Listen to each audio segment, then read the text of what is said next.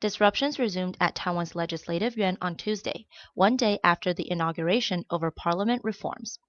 Among the proposals is a draft criminalizing officials or civilians who make false statements in parliament during hearings.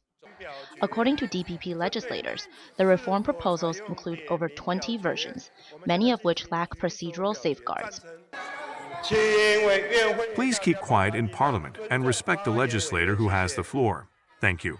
Speaking to the media, DPP caucus whip Ke Jianming angrily denounced the events in Parliament as reminiscent of China's National People's Congress.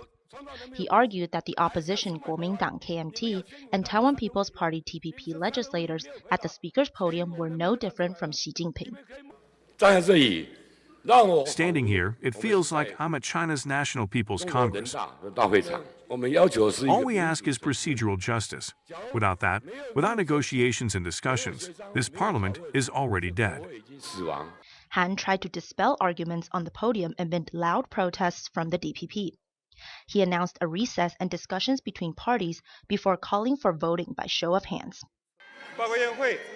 Attention! The DPP caucus has now raised objections to their own proposal, so we will proceed to a vote. The DPP caucus has proposed a yea and nay vote. We will now vote by a show of hands on whether or not to adopt a yea and nay vote. Those in favor of the DPP caucus proposal, please raise your hand.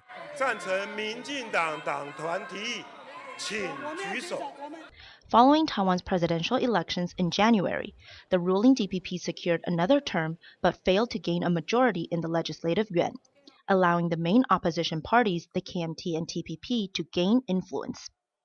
The instability within the legislature escalated as the opposition parties proposed reforms regarding the State of the Nation address, contempt of Congress regulations, the power to appoint or oversee personnel assignments, and the right to investigation and hearing.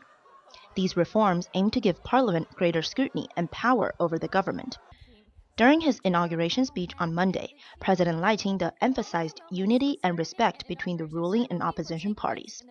Despite his call for upholding the spirit of people above all and nation above party, division remains in the Legislative Yuan.